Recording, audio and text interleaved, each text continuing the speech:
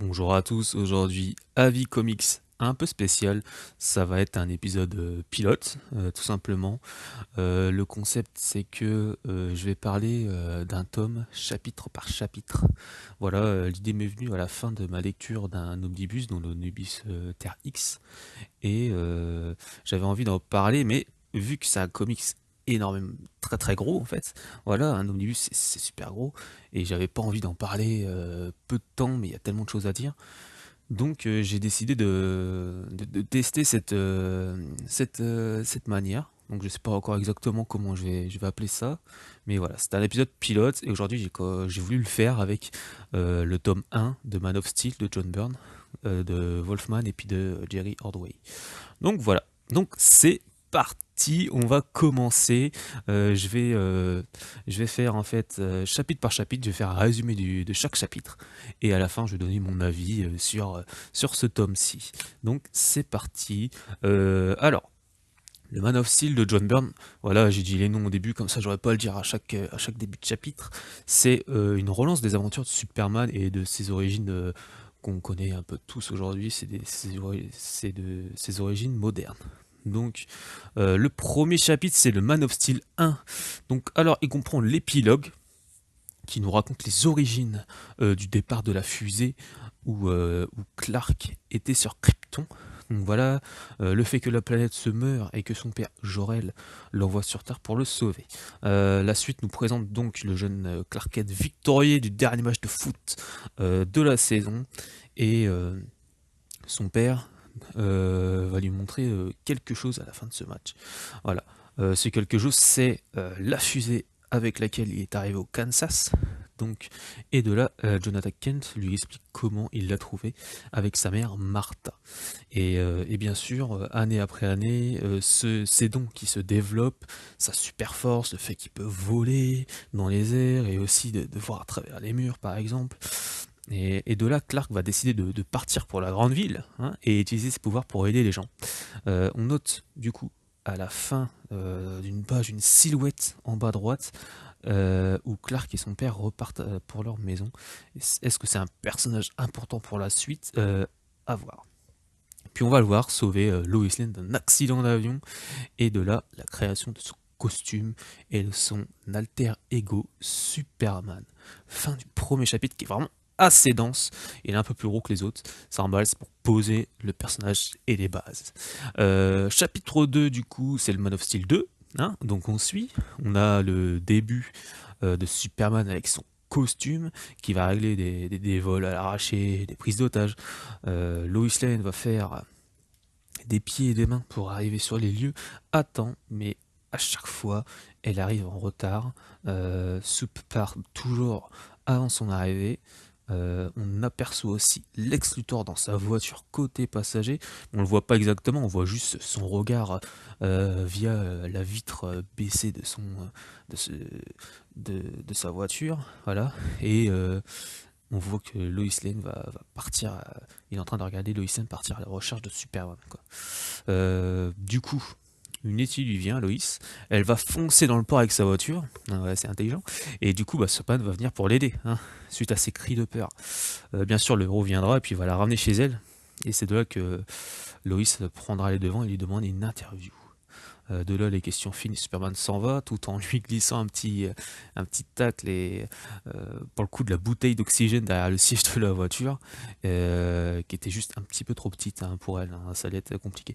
Et sur les dernières pages, Loïs va au bureau pour montrer son article hein, à Perry et et l'interview de mais l'article a déjà été imprimé car il y a une nouvelle venue dans les bureaux et qui fait du très bon travail. Et le nouveau, c'est Clark Kent, quoi. C'est sa première journée de travail au Daily Planet. Donc voilà. Troisième chapitre, chapitre 3, c'est le Man of Steel 3. Donc Superman, lui, va passer une nuit à Gotham. Donc ça y est, là, on a le crossover avec Batman. Il va croiser Batman. Donc il va essayer d'envoyer Batman au commissariat pour avoir risqué la vie d'une personne, quoi. Mais le Bat lui explique qu'une femme cambriole des bijouteries et échange les objets volés par des pièges mortels. Voilà, elle remet les objets à leur place, mais c'est des bombes. Et Du coup, ça cause plusieurs accidents et il y a plusieurs victimes, plusieurs meurtres. Et les deux héros, du coup, ils vont partir à sa poursuite, hein. C'est MacPie qu'elle se prénomme, cette méchante. Et c'est en fait un personnage qui travaille dans un musée. Voilà, travaille dans un musée, puis elle recherche à récupérer plein d'objets précieux sans vraiment avoir l'intérêt, quoi. C'est vraiment la définition d'une pie, c'est cet oiseau qui va voler des trucs, puis juste pour entasser, quoi. Voilà. Et un petit peu comme, je sais pas si vous voyez le Orange Lantern, l'Arfreeze, qui veut tout. En fait, il est avare, il veut tout avoir, il veut tout avoir. C'est comme le collectionneur, il veut avoir chaque objet, chaque chose qu'il a pas, une sorte de collection. Bah, à peu près le même, c'est à peu près dans la même idée. Puis du coup, à la fin, bah, les deux héros arrivent à la coffrer, quoi, et se quittent sur une mise en garde Superman. Voilà, Superman, il met en garde Batman il lui dit, je te tiens à l'œil, quoi. Si jamais tu fais un faux pas, hop, ça dégage. Et Batman qui dit en voyant partir Superman qu'il aurait été bons amis dans un autre univers. Voilà, un léger sourire qui se glisse. Prochain chapitre aussi, Man of Steel 4. C'est quand même un gros, ouais. C'est un gros bouquin, il fait 480 pages, je crois. C'est vraiment un beau petit mastodonte. Donc le quatrième Man of Steel.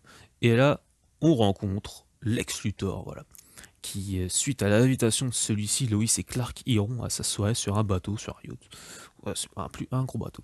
Et là, le navire est pris par des mercenaires, voilà. Il prend en otage la plupart des gens sur le bateau, quoi. On dirait un remake de Die Hard sur un bateau. Euh, Mais tout est réglé assez rapidement parce que Superman va les stopper. Tout le personnel sur le bateau est choqué d'entendre que c'est Luthor qui a mis ça en œuvre, en fait, pour voir les capacités de Superman et lui proposer un contrat d'homme de sécurité, quoi. Voilà, il voulait Superman dans sa team, quoi. Et de là, le maire qui était aussi sur le bateau, le maire de Metropolis, et Superman vont envoyer Lex Luthor en prison. Mais il va en sortir rapidement, quoi. Et il va recroiser Superman à la fin du chapitre où il va le menacer et il lui annonce que c'est un homme mort, hein. Bon, il sait pas que Superman c'est un extraterrestre, hein. Voilà, c'est vraiment les débuts. Même Superman lui-même ne sait pas trop ses origines, hein. Voilà.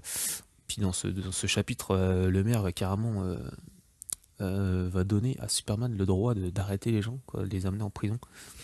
Voilà, c'était un épisode sympa, ouais, un petit remake de Die Hard sur un bateau, quoi. C'était marrant. Chapitre 5, Man of Steel 5, voilà. On a Lex Luthor qui passe la deuxième, quoi. Alors, dans ses plans pour mettre à mal Superman, il est aidé par un scientifique pour cloner le héros. Mais en voyant le résultat, ils se rendent compte que bah, Superman n'a pas de gène mutant. Voilà, leur travail tournait autour du fait que les deux patients, les deux pensaient qu'il était humain. Du coup, le héros de la Terre est un extraterrestre. Ils se rendent compte que Superman est un extraterrestre par rapport à leur clonage, vu que les principes c'était parti sur un gène humain, mais ça fonctionne pas. Les débuts des deux origines de Superman du coup commencent petit à petit à se faire savoir. Le clone sort de son cocon et Luthor voit une aberration devant lui, quoi. Et il demande aux scientifiques de le détruire, quoi. Voilà. Euh, En parallèle, on voit la sœur de Loïs, qui est à Metropolis et qui était devenue aveugle suite à un accident, quoi. Elle a reçu un produit chimique dans les yeux, si j'ai bien compris. Et elle veut mettre fin à ses jours, quoi. Et puis elle va sauter par la fenêtre de l'appartement de Loïs. Mais on voit que Superman va l'aider, quoi. Bien sûr, c'est pas le vrai. Superman, lui, il va croiser le faux suite à un problème survenu un peu plus tard à ça, et il va se rendre compte que cette personne lui ressemble, mais il a la peau blanche, comme de la cendre. Voilà. Euh, et en fait, c'est Bizarro. Bizarro est là, mais dans le chapitre, personne prononce son nom, lui ne parle pas, il pousse un peu de cris, mais c'est tout, quoi. Il est vraiment muet, quoi. Les deux vont se battre l'un contre l'autre. Superman va s'apercevoir que leur force est équivalente. Et la sœur de Lois, quoi, elle va s'apercevoir qu'elle retrouve la vue petit à petit, quoi. Superman et son clone se fonce dessus et, et fait que Bizarro, lui, il explose, voilà, et fait voler cette substance blanche qu'il a sur sa peau, et Superman s'aperçoit que, en fait, la sœur de Lois retrouve la vue grâce à ça, voilà. Il va voir que grâce à cette substance blanche un peu cendrée, la sœur de Lois retrouve la vue au fur et à mesure, et Superman va se rendre compte qu'en fait Bizarro a fait exprès de foncer sur lui pour exploser, pour retrouver la vue à la sœur de Lois. Du coup, est-ce que c'est la première apparition de Bizarro ou un sorte de prototype? Pour moi, oui, ou au moins les brises sont là, quoi. Pour moi, c'était Bizarro, même si rien n'a été dit ou quoi que ce soit, son nom n'a pas été prononcé. Pour moi, oui, c'est clairement lui. Voilà. Alors, le chapitre 6, c'est le Man of Steel 6, du coup.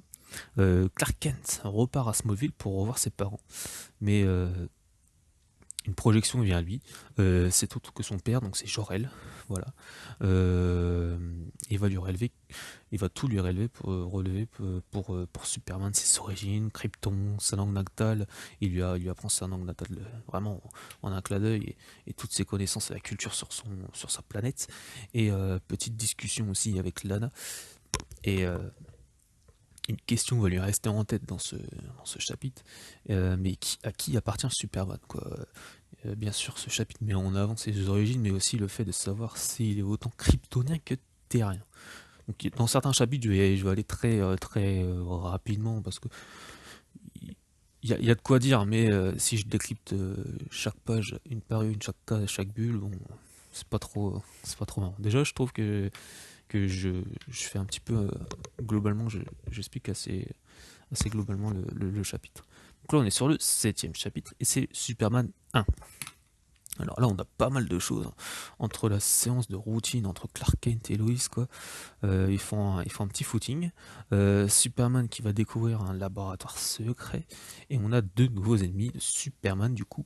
On a Metallo, un cyborg qui ressemble fortement au T-800 de Terminator, donc ça doit être à peu près dans la même période ou quoi, avec un revêtement qui ressemble à de la peau humaine, quoi, donc voilà, un tissu. Et la Kryptonite, voilà, qui se tient à l'intérieur de la poitrine de Metallo, qui va permettre de mettre à genoux Superman, tout simplement. Donc on va avoir un gros combat entre les deux. Superman va apprendre que c'est la Kryptonite,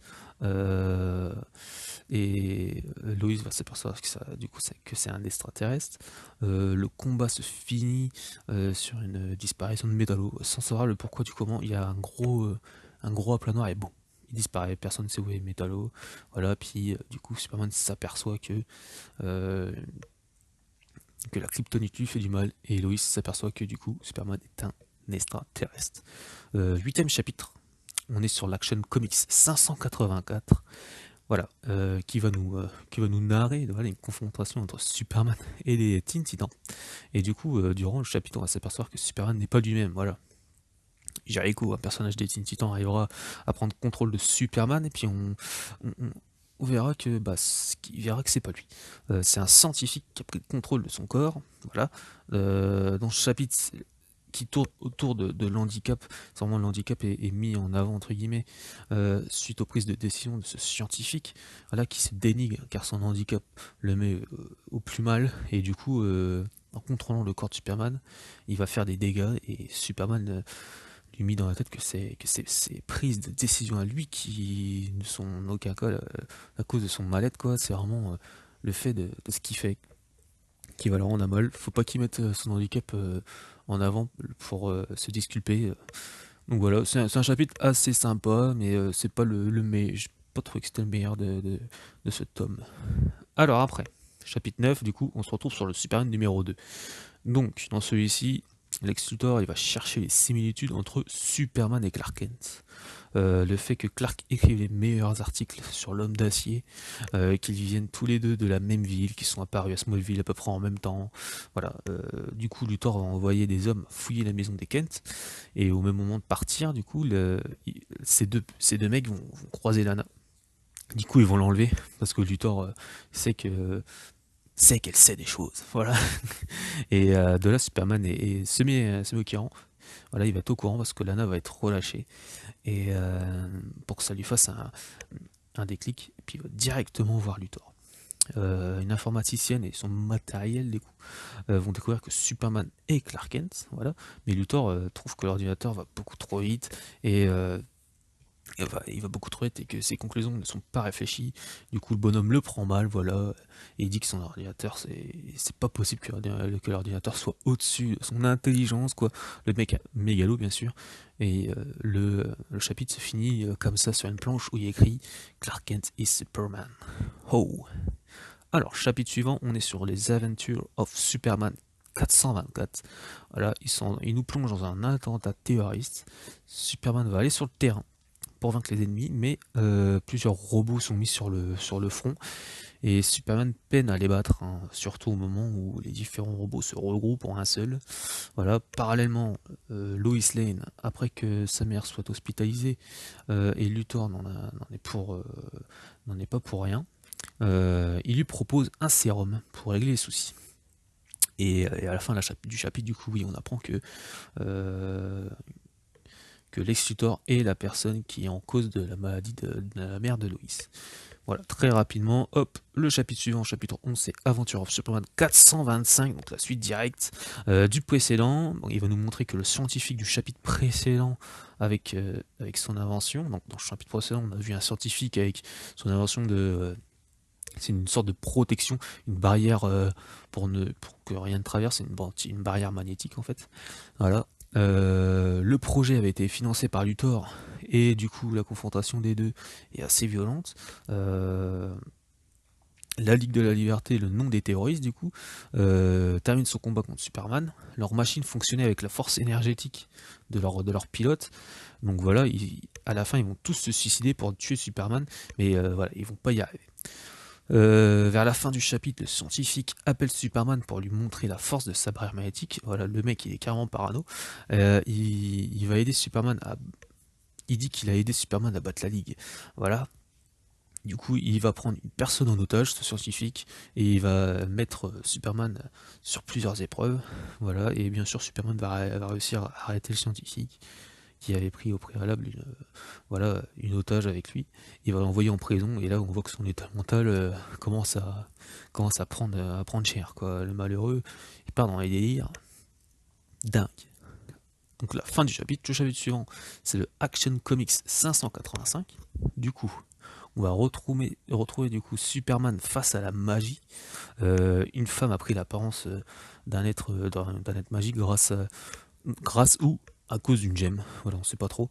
Et Superman arrive à faire face et à libérer la femme de son emprise. Et du coup, en rentrant chez lui, il va se retrouver tête à tête avec le fantôme et il est en train de l'attendre pour terminer le travail parce que le joyau est tombé dans un cimetière et a libéré un être. Donc fait d'élémentaire, donc ça fait un gros tourbillon orageux, c'est une tempête vivante quoi. Et elle va s'approcher de Metropolis. Donc le Phantom, lui, il va rentrer à l'intérieur de cette tempête pour faire face au jugement des morts. C'est dingue, on dirait vraiment. Il est devant un juge des morts, ils sont en train de parlementer et tout. Superman, lui, et le fantôme, ils vont réussir à sortir de ce pétrin. Puis Superman voit que c'est la magie qui est son point faible. Donc il découvre que la magie est son point faible et qu'il est même beaucoup plus affecté que n'importe quel autre humain. Et du coup, l'autre, donc le fantôme, lui, il repart dans ses aventures. On va le revoir aussi dans ce tome. Surtout. Donc voilà. Prochain numéro, on se retrouve sur Superman 3. Superman est suivi par des lasers. C'est quoi ça? Et il lui fonce dessus, et du coup, lui va se réfugier dans les égouts, où il croise Darkseid et bah Phantom, tu vois. Toujours en civil, hein. Du coup, il est en Clark Kent. Darkseid, il reconnaît pas Superman. Donc, il va l'envoyer sur Apocalypse. Donc voilà, le monde de Darkseid. De là, un enchaînement d'actions va arriver. Il y aura il y a des résistances sur Apocalypse qui vont se retourner contre Darkseid. Et Superman va faire face au paradémon. Et aussi contre un gros robot. Voilà, beaucoup de robots ici. Et ça va finir. Et du coup, oui, Superman va finir dans les, dans les flammes éternelles. Donc c'est vraiment un gros truc et il va se retrouver dans les flammes éternelles et personne n'en ressort quoi. C'est vraiment un truc où tu tombes dedans, c'est cuit. Donc dans le prochain chapitre, donc Adventure of Superman 426, Superman est retrouvé vivant donc de ses flammes, donc qu'ils appellent fossé ardent. La personne qui va la retrouver va vouloir la vendre, mais Darkseid va découvrir que Superman est sur Apocalypse et il va envoyer ses paradémons. Superman les bat, quoi, tranquille, hein, bien sûr. Mais il n'a toujours pas retrouvé toute sa puissance, hein, vu que l'effet de ces flammes et du fossé. Donc je risque de l'appeler flamme éternelle, je sais pas pourquoi c'est venu, je sais pas, ça restait. Du coup, oui, l'effet de la fosse se fait encore ressentir. De là, avec Grace, donc c'est une femme résistante, ils vont aller partir en guerre contre l'armée d'Apocalypse, mais à la fin, on va remarquer que la personne qui tire les ficelles n'est autre que Darkseid. Oh. Dans le prochain chapitre, donc c'est le Action Comics 586, on retrouve Superman avec Darkseid qui se fait entraîner par Mamie Bonheur. Donc là, on a quand même Superman avec une armure, mais on dirait un combattant gladiateur, vraiment, on dirait un soldat romain de l'Empire romain. Donc on va avoir aussi Orion et Lightning qui vont être envoyés pour récupérer Superman, mais Superman a perdu la mémoire et à cause du fossé ardent, et se retrouve à les combattre, et il combat à côté de Darkseid. Donc Superman va être envoyé à se battre contre les deux héros, et Orion va arrêter Superman en lui montrant son vrai visage et va lui rendre sa mémoire grâce à la technologie de la boîte mère. Donc il va avoir un sort de petit boîtier qui est fait grâce à la boîte mère. De là, Superman va affronter directement Darkseid qui arrive à le mettre à genoux. Et Darkseid va le renvoyer sur Terre directement avec un tunnel bombe. Il va balancer un tunnel bombe, il va faire hop, ça dégage. C'est plié. Et pour Darkseid, le combat est perdu, mais pas la guerre. Chapitre suivant, Superman 4. On va voir Bloodspot. Bloodspot, il est en train de faire des ravages à Metropolis, il tire partout, il tue des civils. Jimmy Olsen, du coup, il va appeler Superman à l'aide et va faire face du coup à Bloodspot. Pendant leur affrontement, Bloodspot va faire apparaître un pistolet qui tire des flèches de kryptonite. Bon, bien sûr, Superman ne met pas 2 secondes à comprendre que cette arme elle a dû être donnée par Luthor, vu que c'est la seule personne qui en détient. Bloodspot il est vraiment psychologiquement instable et remet ses souvenirs du Vietnam en avant. Superman est blessé, il va retourner du coup se battre contre lui, mais Jimmy va trouver une solution et ramène le frère de Bloodspot. On va le voir, une personne amputée de ses 4 membres, donc il a plus de bras, plus de jambes, et il va aller calmer son frère. Jimmy explique à Superman que c'est le frère de Bloodspot qui a vécu la guerre et non lui. Voilà, il avait pris la place de Bloodspot au Vietnam, tandis qu'il s'était caché au Canada, et au retour de son frère du front, Bloodspot avait pété un câble en le voyant démembré et tout. Du coup, la fin du chapitre est dédiée du coup à l'horreur de la guerre et à ses combattants. Tout simplement, voilà, petit chapitre à part. Le prochain chapitre, c'est Adventure of Superman 427. Donc, Superman, lui, va régler des problèmes terroristes directement au pays Kurak. Je sais pas si je dis bien. Mais des problèmes vont venir, voilà, viennent d'arriver pour Superman. 2 personnes essaient de rentrer dans sa tête. Alors, on va avoir 2 personnages dans les égouts qui vont essayer de prendre les souvenirs de Superman. Et ils vont essayer de rentrer dans sa tête, mais Superman est tellement puissant que ça leur fait mal, quoi. Et quand même à une personne, ça va le tuer. Superman se prend, Superman il va se perdre dans ses pensées et il est pris par son passé et ses actes. Et du coup, l'un des 2 personnages du coup va mourir. Superman essaie tant bien que mal de se remettre sur pied. Donc c'est un chapitre qui tourne que sur ça, que sur les pensées de Superman et le fait qu'il faut qu'il réussisse à se contrôler, et il va voir plusieurs flashbacks de son passé ou de Krypton ou de quoi qu'est-ce. Voilà. On va avoir du coup prochain chapitre, c'est Aventure of Superman 428. Donc Superman est toujours contre les terroristes à Kurak. Et la question se pose, est-ce que Superman est légitime ou non d'arrêter les terroristes et aussi du coup la guerre à lui tout seul, parce que le mec peut arrêter une guerre à lui tout seul. Et du coup, se fait-il que est-ce que Dieu aurait pu faire ça aussi, voilà, et plusieurs questions se posent. Du coup, Après ces 4 ou 5 pages, il retourne à Metropolis. Suite du coup du début de chapitre, nous avons un procès contre un chef mafieux qui va se mettre en place. Mais et tout ça grâce à un texte de Perry, du coup, sur le Daily Planet. Mais avant que cela soit imprimé, le fils de Perry White, du coup, se fait agresser et enlever. Le chef mafieux demande simplement de faire un édito pour ne pas mettre en avant cet article qui va à son encontre et du coup qui risque de le foutre en prison. Du coup. Mais Perry va remettre son intégrité depuis le début. Parce que s'il ment au monde, voilà, il n'a jamais menti dans son journal, il n'a pas envie de mentir pour ça, même si c'est bizarre, son fils est enlevé, le mec réfléchit quand même. Superman, lui, de son côté, il va pas se poser de questions, quoi. Il va aller directement chercher le fils de Perry et il va savoir, il va chercher où Perry est enfermé, où le fils de Perry est enfermé.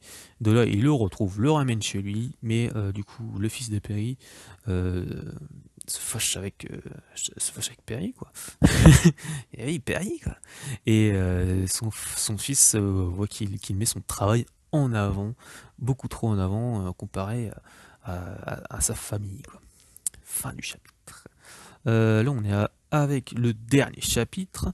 On est au chapitre 587. On va suivre Jason Blood, le démon de Kirby, que j'adore. Dans une de ses aventures où il va découvrir avec ses amis un artefact qui, euh, qui fait du mal, voilà, avec sa magie. Il y a des tours qui vont sortir de cet artefact, qui vont grandir sur Gotham, parce qu'on en est carrément dans Gotham, grâce aux êtres humains en fait. Ça fait une sorte de gros câbles ou des trucs comme ça qui vont se coller aux humains, et ils vont prendre l'énergie des humains pour grandir. Donc voilà, Superman va passer du coup vers Gotham et il va voir qu'il y a une structure qui s'agrandit au fur et à mesure et il comprend pas. Du coup, le démon lui va prendre forme, mais Superman fonce dans la structure pour essayer de la broyer. Mais il y a du sang qui sort de celle-ci et le démon va lui expliquer d'où il vient. Le démon amène Superman dans le Moyen Âge pour aller chercher et vaincre du coup le mal à la racine. Le mal n'est autre que la fée Morgane, et Superman et le démon vont la battre et remettre leur époque au propre. De retour, on a leur époque qui se retrouve à revoir la même scène qu'au début du chapitre, sauf que l'artefact qui a été la cause ne fait plus d'effet et Gotham est sauvé. Voilà. De là, le tome 1 se termine. Normalement, j'ai oublié zéro chapitre. Peut-être je me rends compte que le fait que le métallo, quand Metallo est parti sur un gros flashback noir, en fait, je me rends compte, j'ai pas dû l'écrire.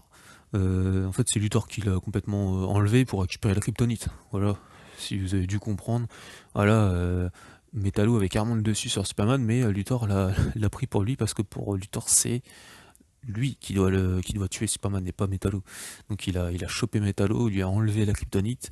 Puis à la fin de ce chapitre-là, on voit qu'il s'est fait une bague en kryptonite. Parce que Superman va aller le voir, il va faire oh là, c'est bizarre. Donc voilà, je crois que j'ai pas dû l'écrire, donc je préfère le dire. Donc voilà, de là, le tome 1 du coup il se termine.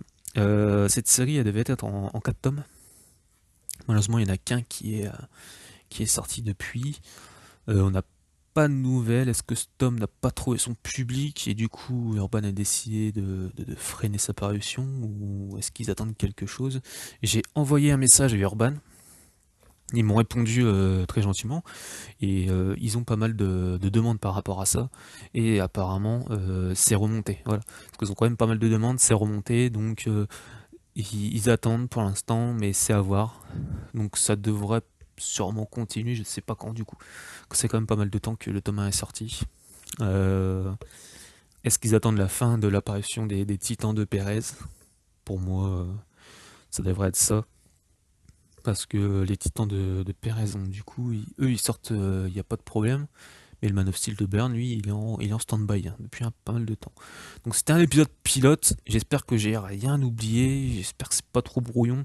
Je vais voir ça à la fin, et du coup là, j'ai vraiment besoin d'avoir vos avis, de voir vos retours là, sur ce truc.